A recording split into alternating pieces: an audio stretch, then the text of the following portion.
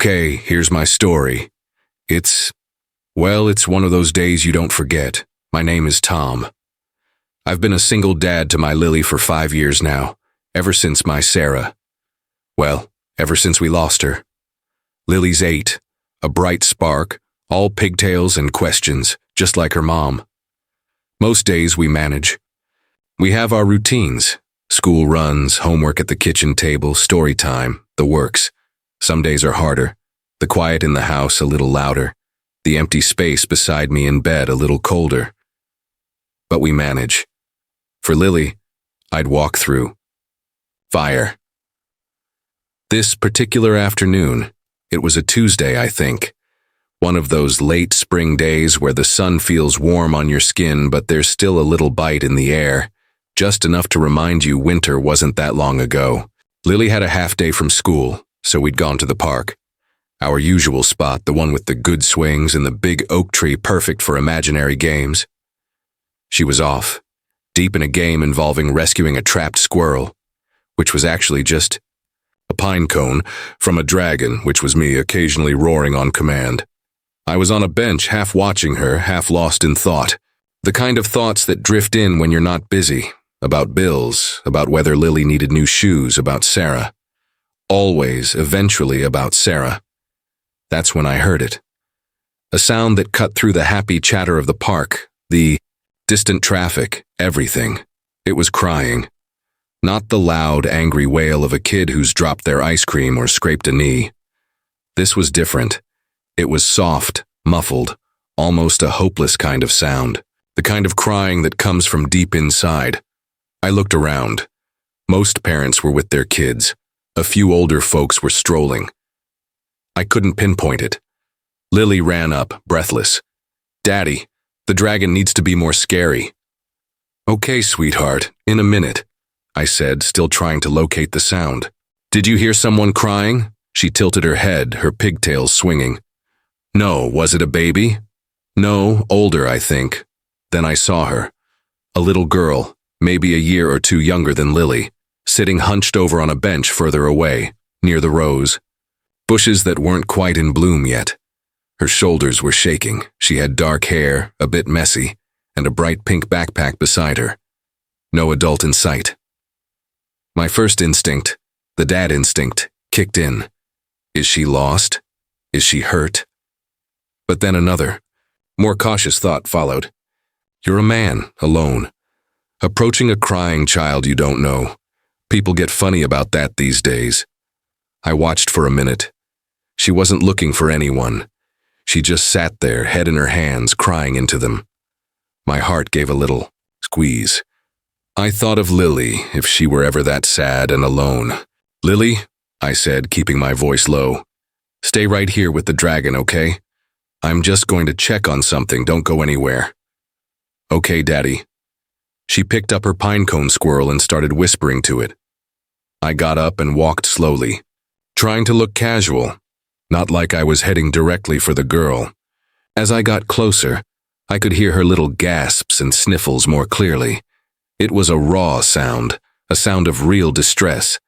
She must have sensed me because she looked up, startled. Her eyes were red and swollen, her face blotchy. She had big, brown eyes just like, they reminded me a little of Sarah's. She quickly wiped her nose with the back of her hand and looked away, embarrassed. "Hey there," I said, trying to keep my voice gentle, unthreatening. I stopped a few feet away. "Are you okay?" She shook her head, a tiny jerky movement without looking at me. "Are you lost? Are you waiting for someone?" Another shake of the head. Her shoulders started to tremble again. This was tricky. I didn't want to scare her, but I couldn't just walk away. "My name's Tom," I said. "My little girl, Lily, is just over there." I pointed.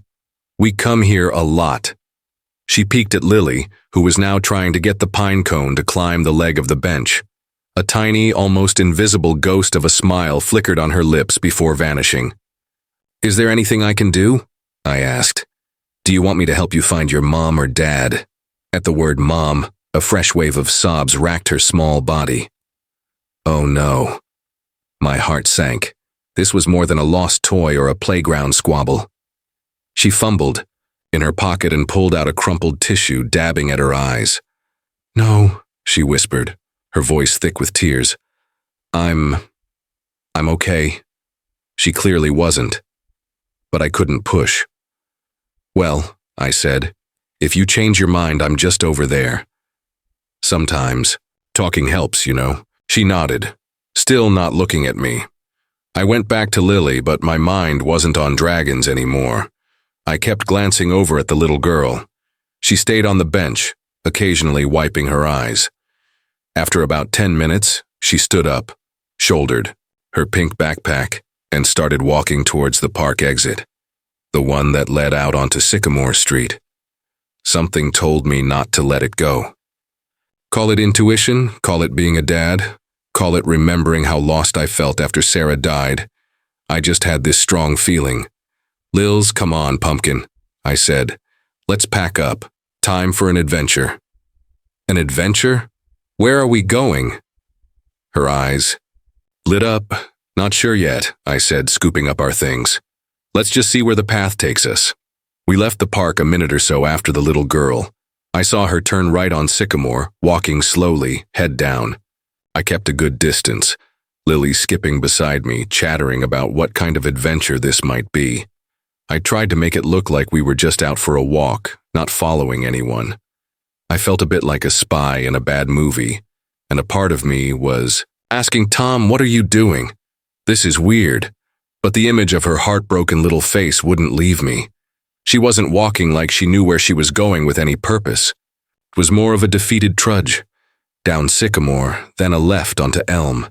It was a quiet residential street, big trees, neat lawns. I knew this area, but not well. Lily was starting to get restless. "Daddy, this adventure is just walking." "The best. Adventures start with walking, sweetie. Look, a blue jay. Anything to keep her occupied." The little girl turned again, this time onto a smaller lane that I knew led towards the old Maple Hill Cemetery. My stomach did a little flip. Surely not. But yes, she walked right through the old wrought iron gates. "Daddy, where is she going?" Lily whispered, her voice suddenly hushed. She'd picked up on the somber mood of the place, even at her age. Cemeteries have that effect. "I don't know, honey. Let's just be very quiet, okay? This is a place where we need to be respectful." We followed, more slowly now. The cemetery was old, some of the gravestones leaning, worn smooth by time and weather. It was peaceful, though. Green grass, the rustle of leaves, the distant chirp of birds. The little girl wove her way through the rows of stones. She seemed to know exactly where she was going. Then she stopped. She knelt down in front of a newer-looking headstone, a polished gray granite one. She took off her backpack, unzipped it, and pulled something out. A piece of paper. A drawing. Maybe? I felt like an intruder, a complete creep watching this private moment. But I also couldn't leave. Lily held my hand tightly. The girl laid the paper down on the grass in front of the stone, weighting it with a small rock she picked up. Then she just knelt there, her head bowed. I couldn't see her face, but I knew she was crying again. Her small back was shaking. My heart didn't just squeeze this time, it ached. It properly, physically ached. Because I knew that kind of grief. I knew what it was to talk to a stone, wishing it could hear you, wishing it could answer. "We should go, Daddy," Lily whispered. "She's sad." "I know, sweetie, just one more minute." I had to do something. This felt different. This wasn't just a lost kid in a park. I took a deep breath and, holding Lily's hand, we walked slowly towards her. As we got closer, I could read the inscription on the stone. Elizabeth Ann Miller, beloved, wife and mother gone. Too soon underneath were dates. She hadn't been much older than Sarah, and the date of her passing, it was less than 6 months ago. My breath hitched. 6 months. The rawness of it. I remembered those first 6 months after Sarah. A blur of pain, of trying to function for Lily, of feeling like a part of me had been amputated. The little girl heard us approach and looked up, her eyes wide and tear-filled. She looked so small, so vulnerable kneeling there. "Hi again," I said softly. Lily gave a little wave. The girl didn't say anything, just looked at us, then back at the headstone, as if willing it to protect her. I knelt down too, a respectful distance away. "That's a beautiful drawing," I said, nodding at the paper. From this angle, I could see it was a picture of a stick figure woman with bright yellow hair, holding hands with a smaller stick figure. There were hearts drawn all around them. She sniffled and wiped her nose. "It's for my mommy," she said, her voice barely audible. "It's her birthday today. Oh my God." The words hit me like a punch to the gut. Her mom's birthday. And this is how she was spending it. Alone at her grave. My heart didn't just ache, it shattered into a million pieces. I felt my own eyes sting. That's a really lovely way to remember her," I managed, my voice thick. I glanced at Lily, who was looking at the little girl with such open, innocent sympathy, it made my chest tighten even more. "Do you miss your mommy very much?" Lily asked in that direct way only kids can. The little girl nodded, fresh tears spilling down her cheeks. "Every day, I knew that feeling. Every single day. My mommy's in heaven too," Lily said quietly. She reached out a small hand and gently touched the little girl's arm. The girl looked at Lily, a flicker of surprise in her tear-filled eyes. "She is?" Lily nodded. "Daddy says she's a star now, watching over us." I put my arm around Lily. "She is, Pumpkin." I looked at the little girl. "My wife, Lily's mom, she passed away a few years ago. It's really hard." A tiny bit of the tension seemed to leave the little girl's shoulders. She wasn't quite so alone in this. "What's your name?" she asked Lily. "I'm Lily. What's yours?" "Emily," she whispered. "It's nice to meet you, Emily," I said, even though I wish it were under happier circumstances. "My name's Tom, remember?" Emily nodded. "Why did you follow me?" she asked, not accusingly, just curious. "Well," I said, trying to choose my words carefully, "I saw you in the park and you looked so sad. And when you left alone, I worried. About you. I wanted to make sure you were okay." "Oh," she looked down at her hands. "Daddy's at work. He works a lot now. He said we'd do something for Mommy's birthday tonight, but I wanted to come see her. I had to." "I understand," I said. And I truly did. The pull to be close, even to a memory, even to a stone. It's powerful. "Does your daddy know you came here by yourself?" I asked gently. Emily bit her lip and shook her head. "He'd be mad. Or sad. I don't want him to be sadder." My heart broke a little more for her, and for her dad. Grief makes you do strange things, makes you withdraw, makes you try to carry it all alone. I knew that too.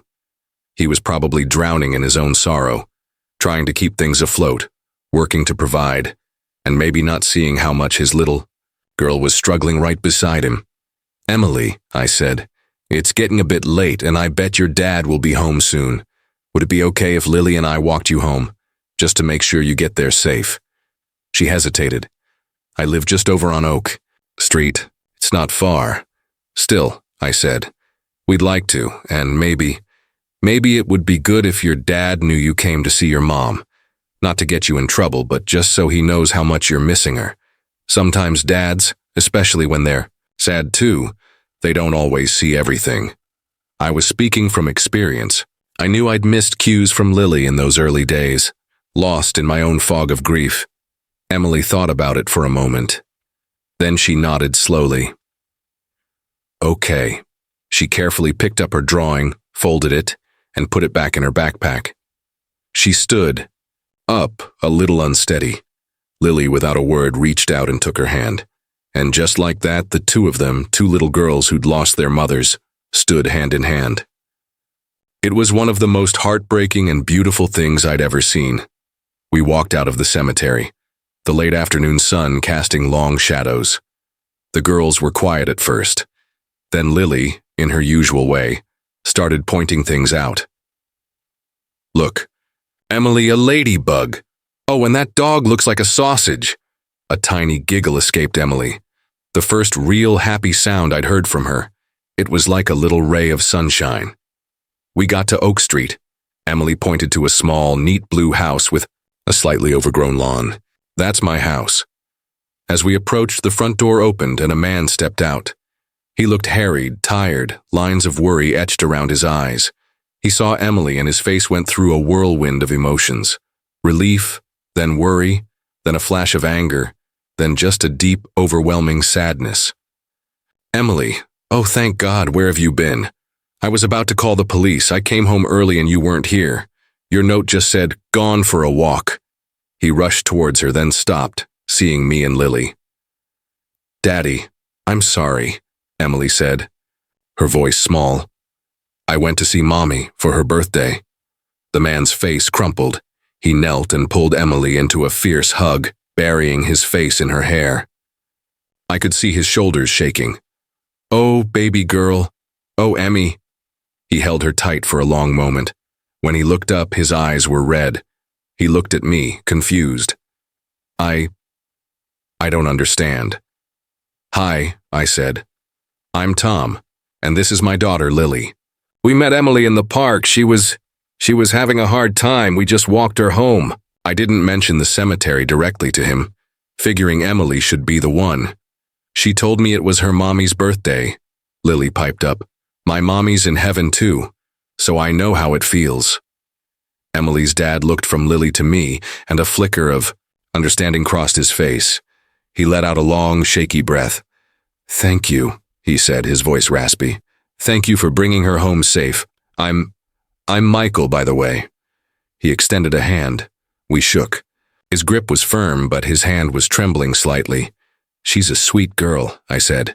She misses her mom very much. Michael nodded, fresh tears welling. We both do. God, we both do. It's been rough. I've been working so much, trying to keep things normal. Guess I haven't been paying enough attention. He looked down at Emily with such love and pain. I'm so sorry, Emmy Bean, I should have known. We should have gone together this morning. It's okay, Daddy, Emily whispered. Hugging him back, there was a long pause. The kind of pause filled with things unsaid, with shared grief. Listen, I said, an idea forming, one that felt right, deep in my bones. It's getting late, and I'm sure you two have plans. But Lily and I, we don't really have anything going. If Emily ever wants a playmate, or if you, Michael, just ever want to talk to someone who gets it, even a little bit, here. I fumbled for a pen and an old receipt in my pocket and scribbled down my number. No pressure at all, just an offer. Michael took the paper, his eyes glistening. Thank you, Tom, that's incredibly kind, more than you know. He looked at Emily, then at Lily. Maybe a play date would be nice, huh, Emmy? Emily looked at Lily and managed a small, shy smile. Yeah, Lily has a cool squirrel, Lily beamed. He's a very brave squirrel. We said our goodbyes. As Lily and I walked away, I looked back. Michael was still holding Emily, talking to her softly, his cheek resting on the top of her head. The blue house seemed a little less lonely. Walking home, Lily was unusually quiet for a while. Then she said, Daddy, is Emily going to be okay? I think so, sweetheart, I said, squeezing her hand. I think she's going to have some hard days, just like we do sometimes, but I think she'll be okay. Especially now her daddy knows how much she needs him. And she has us now too, right? Lily asked. As friends? Yeah, Pumpkin, I said, my voice a little choked up. She has us as friends. That night, after Lily was asleep, I sat in the quiet living room, the events of the afternoon replaying. In my mind, the image of Emily, so small and alone at her mother's grave, her shoulders shaking with silent sobs, it was seared into my memory. It did break my heart. It broke it because I saw my own pain mirrored in her father. It broke because no child should have to carry that kind of sorrow alone. But then I thought of Lily taking Emily's hand. I thought of Michael's hug, the raw relief and love in it. I thought of the tiny giggle Emily let out, and I realized my heart wasn't just broken, it was also fuller with a sense of connection, of shared humanity.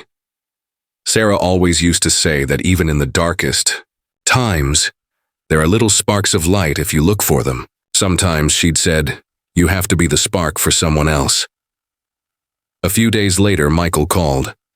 His voice was still rough around the edges, but there was a new note in it, something like hope. We met for coffee, just the two of us dads. We talked for hours, about Sarah, about Elizabeth, about the stupid little everyday things you miss the most, about how hard it is to tie pigtails correctly, or remember which day is library day, while your heart feels like it's been ripped out. We didn't solve anything, not really, but we listened. And that, I was learning, was a lot.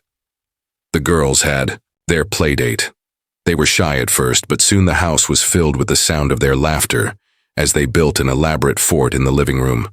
Lily's brave pinecone squirrel and Emily's slightly battered teddy bear becoming fast friends.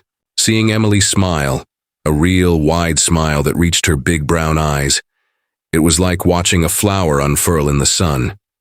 It wasn't a magic fix. Grief doesn't work like that. There were still sad days for Emily, for Michael, for Lily, for me. But something had shifted. That single afternoon following a crying girl had opened a door, led to a quiet friendship, a shared understanding, a small community of two broken families trying to piece themselves back together.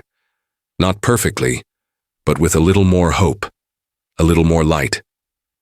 Sometimes I think about what would have happened if I hadn't heard that crying, or if I'd dismissed it, or if I'd been too worried about looking weird to follow her.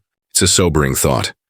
It reminds me that sometimes the most important things we can do are the small, uncertain acts of kindness, the moments we step out of our own comfort zone because something in our heart tells us to. What I found that day did break my heart. It broke it open to a depth of empathy I hadn't known I still had.